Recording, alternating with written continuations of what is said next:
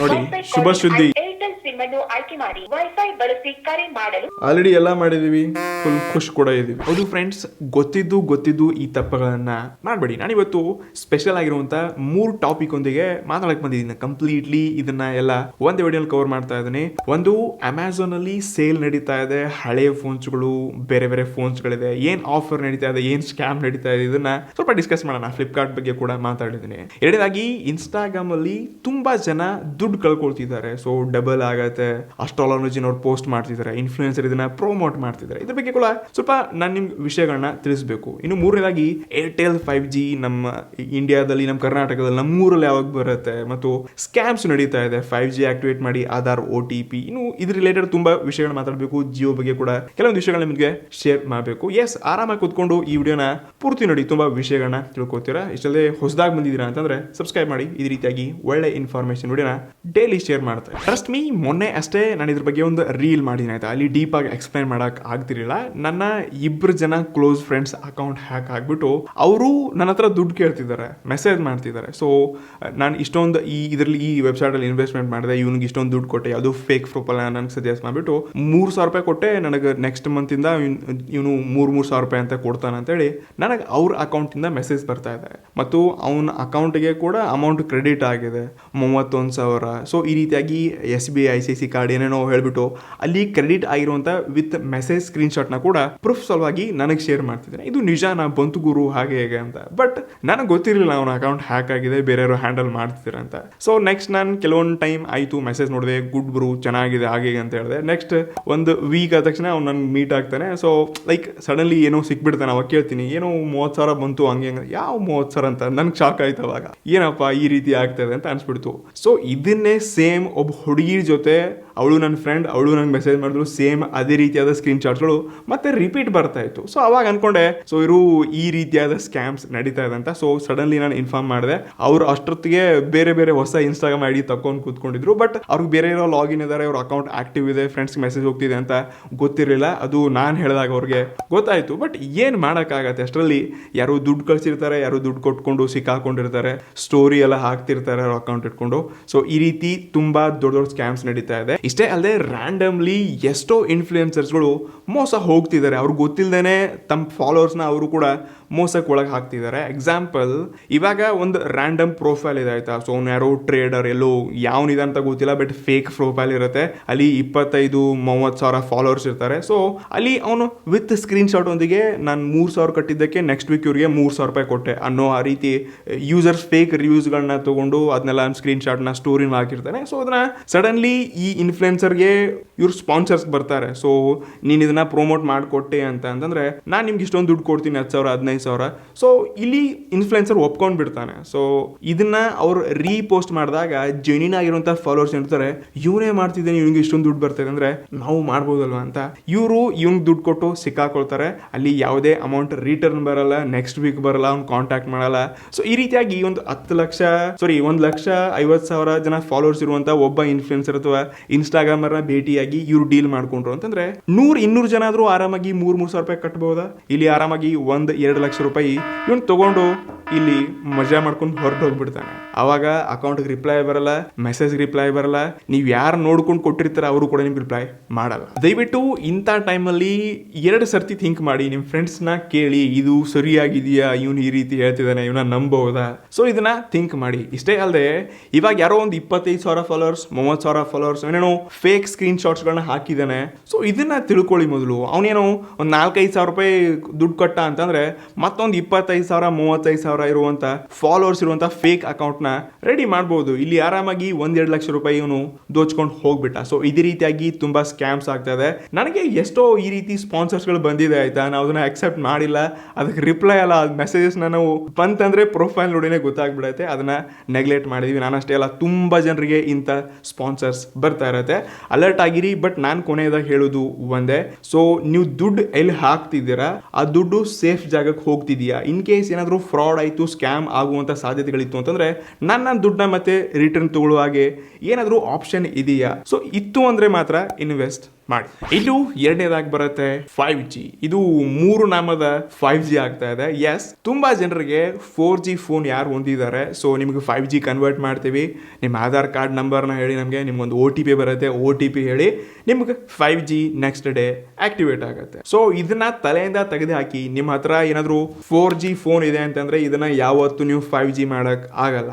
ಇನ್ನು ತುಂಬಾ ಜನ ಜಿಯೋ 5G ನಮ್ಮಲ್ಲಿ ಯಾವಾಗ ಬರ್ತಾ ಇದೆ, ಇದನ್ನ ನಾವು ಯೂಸ್ ಮಾಡಬಹುದಲ್ವಾ, ಹೇಗೆ ತಿಳ್ಕೋದು ಅಂತ ತುಂಬಾ ಜನ ಕೇಳ್ತಿದ್ರಿ. ಇನ್ನು ಕರ್ನಾಟಕದಲ್ಲಿ ಜಿಯೋ 5G ಯಾವುದೇ ಟೆಸ್ಟಿಂಗ್ ಸ್ಟಾರ್ಟ್ ಆಗಿಲ್ಲ, ಬಟ್ ಏರ್ಟೆಲ್ ಅವರು ಸ್ಟಾರ್ಟ್ ಮಾಡಿದ್ರೆ. ಅದು ಬೆಂಗಳೂರಿನಲ್ಲಿ ಕೆಲವೊಂದು ಏರಿಯಾಸ್ ಗಳಲ್ಲಿ ಮಾತ್ರ ಸಪೋರ್ಟ್ ಆಗ್ತಾ ಇದೆ. ಇವನ್ ನಿಮ್ಮ ಹತ್ರ 5G ಫೋನ್ ಇದೆ ಗುರು, ಯೂಸ್ ಮಾಡಕ್ ಆಗ್ತಿಲ್ಲ ಅಂತಂದ್ರೆ ನೀವು ಮೈ ಏರ್ಟೆಲ್ ಅಪ್ಲಿಕೇಶನ್ ಅಲ್ಲಿ ಹೋಗಿ ಮಾಡ್ಕೊಂಡು ಅಲ್ಲಿ 5G ಟೆಸ್ಟ್ ಅಂತ ಒಂದು ಆಪ್ಷನ್ ಸಿಗುತ್ತೆ, ಅದ್ರ ಮೇಲೆ ಕ್ಲಿಕ್ ಮಾಡ್ಕೊಂಡು ನಿಮ್ಮ ಡಿವೈಸ್ ಸಪೋರ್ಟ್ ಆಗತ್ತಲ್ಲ ಅಂತ ಗೊತ್ತಾಗತ್ತೆ. ಇಷ್ಟೇ ಅಲ್ಲದೆ ನೀವು ಆಟೋಮೆಟಿಕ್ ಆಗಿ ನಿಮ್ 5G ನೆಟ್ವರ್ಕ್ ಸೆಲೆಕ್ಟ್ ಬಂತು, ನೆಟ್ವರ್ಕ್ ಟೈಪ್ ಅಲ್ಲಿ ಹೋಗ್ಬಿಟ್ಟು ನೀವು 5G LTE ಸಪೋರ್ಟ್ ಮಾಡ್ಕೊಂಡ್ರಿ ಅಂತಂದ್ರೆ ನಿಮ್ಗಲ್ಲಿ ಡೈರೆಕ್ಟ್ಲಿ 5G ಟೆಸ್ಟ್ ಮಾಡ್ಕೋಬಹುದು. ಇದು ಬಟ್ ಕೆಲವೊಂದು ಏರಿಯಾಸ್ ಗಳಲ್ಲಿ ಮಾತ್ರ ಅವೈಲೇಬಲ್ ಇದೆ. ಇಷ್ಟಲ್ಲೇ ಮತ್ತೊಂದು ಖುಷಿಯ ವಿಚಾರ ಏರ್ಟೆಲ್ ಕಡೆ ಅಂತಂದ್ರೆ ನಮ್ಮ ಊರಲ್ಲಿ ಗುರು ಇದುವರೆಗೆ ನಾನು 60ರಿಂದ 70 Mbps ಯಾವತ್ತು ಏರ್ಟೆಲ್ ಮೊಬೈಲ್ ನೆಟ್ವರ್ಕ್ ನ ಯೂಸ್ ಮಾಡಿರಲ್ಲ. ಸದ್ಯಕ್ಕೆ ನನ್ನ ಮೊಬೈಲ್ ಅಲ್ಲಿ 160 Mbps ಬರ್ತಾ ಇದೆ. ಇದು 4Gನೇ ಇದೆ, ಬಟ್ ಯಾಕೋ ಏನೋ ಗೊತ್ತಿಲ್ಲ, ಈ ಸಡನ್ಲಿ ಈ ಸ್ಪೀಡ್ ನೆಟ್ವರ್ಕ್ ಬರ್ತಾ ಇದೆ. ನನಗಂತೂ ಶಾಕಿಂಗ್. ನೀವು ಸ್ಕ್ರೀನ್ ಶಾಟ್ ನ ನೋಡ್ಕೋಬಹುದು,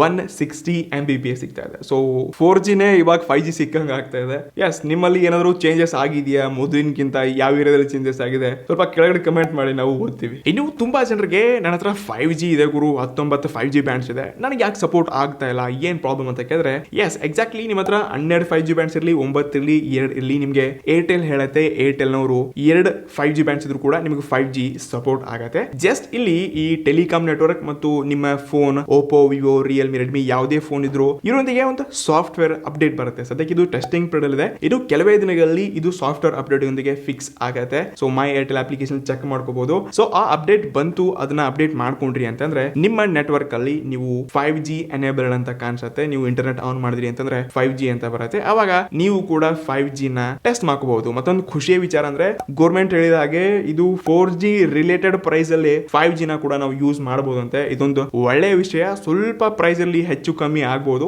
ಬಟ್ ಎಸ್ ಅದೇ ಪ್ರೈಸ್ ರೇಂಜ್ ಅಲ್ಲಿ ಹತ್ರ ಸಿಗ್ತಾ ಇದೆ. ತುಂಬಾ ಕಾಸ್ಟ್ಲಿ ಅನ್ನೋದು ಅದೇ ಒಂದು ಖುಷಿಯ ವಿಚಾರ. ನೀವು 4G ಫೋನ್ ಯೂಸ್ ಮಾಡ್ತಿದ್ರ ಅಂತಂದ್ರೆ 5G ಅಪ್ಗ್ರೇಡ್ ಮಾಡಿ. ಯಾವತ್ತು ನಿಮ್ಮ 4G ಫೋನ್ 5G ಕನ್ವರ್ಟ್ ಆಗಲ್ಲ. ಬಟ್ ಒಂದು ವಿಷಯ ತಲೆಯಲ್ಲಿ, ನಿಮ್ 4G ಸಿಮ್ ಕಾರ್ಡ್ ಏನಿದೆ ಅದನ್ನೇ ನಾವು 5G ಆಗಿ ಯೂಸ್ ಮಾಡ್ಕೋಬಹುದು. ಅದು ಕೇವಲ 5G ಫೋನ್ಸ್ ಅಲ್ಲಿ. ಶುಭ ಸುದ್ದಿ, ಈಗ ಏರ್ಟೆಲ್ ವೈಫೈ ಕಾಲಿಂಗ್ ನೊಂದಿಗೆ ಆನಂದಿಸಿ. ನೋಡಿ, ಶುಭ ಸುದ್ದಿ, ಏರ್ಟೆಲ್ ಬಗ್ಗೆ ಮಾತಾಡ್ತಿದ್ವಿ. ಅಂಡ್ ಮೊಬೈಲ್ ನೆಟ್ವರ್ಕ್ ನಲ್ಲಿ ಏರ್ಟೆಲ್ ಸಿಮ್ ಅನ್ನು ಆಯ್ಕೆ ಮಾಡಿ. ವೈಫೈ ಬಳಸಿ ಕರೆ ಮಾಡಲು ಸ್ವಿಚ್ ಆನ್ ಮಾಡಿ.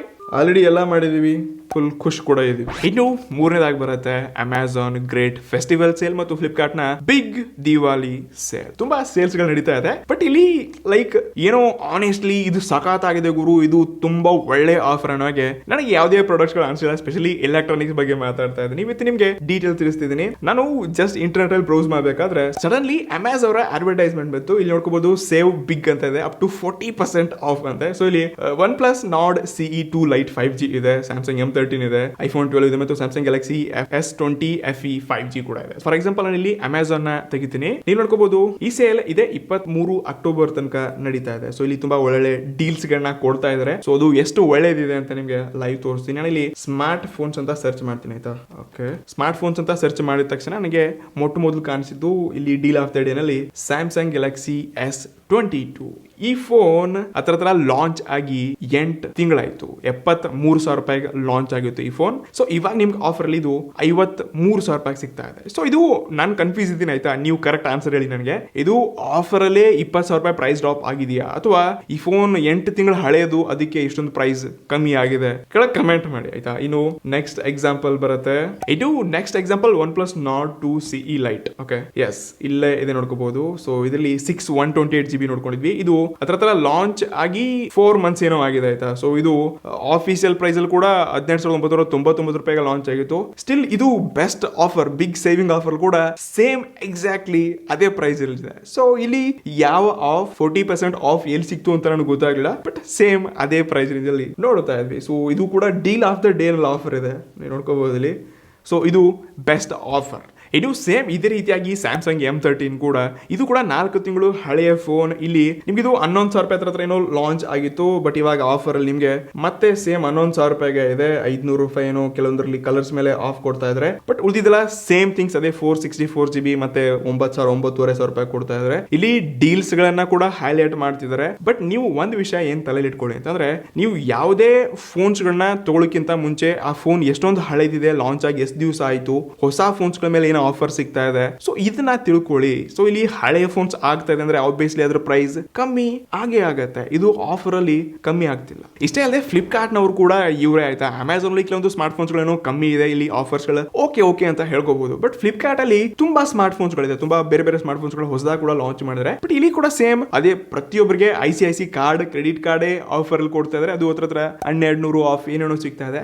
ಮತ್ತು ಹೊಸ ಸ್ಮಾರ್ಟ್ ಫೋನ್ಸ್ ಗಳ ಮೇಲೆ ಇಲ್ಲಿ ಭಾರಿ ಕಡಿತ ಸಖತ್ ಆಗಿದೆ ಅಂತ ಈ ದಿವಾಲಿ ಸೇಲ್ ಎಲ್ಲ ನೋಡಿಲ್ಲ. ಬಿಗ್ ಬಿಲಿಯನ್ ಡೇಗೆ ಎಲ್ಲರೂ ವೇಟ್ ಮಾಡ್ತಿದ್ದಾರೆ. ಖಂಡಿತ ಅಲ್ಲಿ ಕೆಲವೊಂದರ ಮೇಲೆ ತುಂಬಾ ಒಳ್ಳೆ ಡೀಲ್ಸ್ ಗಳು ಸಿಗತ್ತೆ. ನಾನು ಎಷ್ಟೋ ಸರ್ತಿ ಕ್ಯಾಮ್ರಾ ತಗೊಂಡಿದ್ದೀನಿ, ನನ್ನ ಕ್ಯಾಮ್ರಾ ಲೆನ್ಸ್ ಗಳನ್ನ ತಗೊಂಡಿದ್ದೀನಿ, ಹೊಸ ಫೋನ್ಸ್ ಗಳನ್ನ ತಗೊಂಡಿದ್ದೀನಿ, ನನ್ಗೆ ಒಳ್ಳೆ ಡೀಲ್ಸ್ ಗಳು ಸಿಕ್ಕಿದೆ. ಬಟ್ ನನ್ನ ಹತ್ರ HDFC ಕಾರ್ಡ್ ಮಾತ್ರ ಇತ್ತು, ಅವಾಗ ತಗೊಂಡಿದ್ದೆ. ಈ ಸರ್ತಿ ಓಕೆ ಅಂತಾನೆ ಹೇಳ್ದಲೆ. ಇಷ್ಟೇ ಐಫೋನ್ಸ್ ನೆಲ್ಲ ಈ ಬೆಲೆ ಏನೊಂದು ಹೈ ಪುಟ್ಸಿ ಇದೇನ್ ಮೋಸ ಮಾಡಿದ್ರು. ಮತ್ತೆ ಇವಾಗ ಸದ್ಯಕ್ಕೆ ನಿಮ್ಗೆ 7 ದಿವಸ ಸರ್ವಿಸ್ ರಿಪ್ಲೇಸ್ಮೆಂಟ್ ಸಿಗ್ತಾ ಇದೆ ಆಯ್ತಾ. ಮೊದಲು ಪೀಸ್ ಟು ಪೀಸ್ ಎಕ್ಸ್ಚೇಂಜ್ ಸಿಗ್ತಾ ಇತ್ತು, ಅದನ್ನ ಕೂಡ ಕ್ಯಾನ್ಸಲ್ ಮಾಡಿದ್ರೆ. ಸೊ ಇಲ್ಲಿ ಯೂಸರ್ಸ್ ಇದನ್ನ ಅರ್ಥ ಮಾಡ್ಕೊಂಡು ತಗೊಳ್ಬೇಕಾ ಇಲ್ಲ ಬೇಡ ಅಂತ ಹೇಳ್ಬಿಟ್ಟು ಫಿಕ್ಸ್ ಪ್ರೈಸ್ ನ ಇಟ್ಕೊಂಡು ನೀವು ಡಿಸೈಡ್ ಆಗಿ ಆಮೇಲೆ ಆರ್ಡರ್ ಮಾಡಿ. ಒಟ್ಟಾರೆ ಈ ವಿಡಿಯೋ ನಿಮ್ಗೆ ತುಂಬಾ ಇನ್ಫಾರ್ಮೇಟಿವ್ ಇತ್ತು ಅನ್ಕೋತೀನಿ ಆಯ್ತಾ. ಸೊ ನಿಮ್ಗೆ ಇದ್ರಲ್ಲಿ ಯಾವ್ದು ರಿಲೇಟೆಡ್ ಇತ್ತು ಇದ್ರ ಬಗ್ಗೆ ಕೆಳಗಡೆ ಕಮೆಂಟ್ ಮಾಡಿ. ಇನ್ನಷ್ಟು ಇಂತ ಹೊಸ ಕಂಟೆಂಟ್ಸ್ ಗಳನ್ನ ತಗೊಂಡ್ ಬರಕ್ ಟ್ರೈ ಮಾಡ್ತೀನಿ. ಸಿಗೋಣ ಮುಂದೆ ವಿಡಿಯೋ. ಅಲ್ಲಿ guys, see you next one. ನಮಸ್ಕಾರ.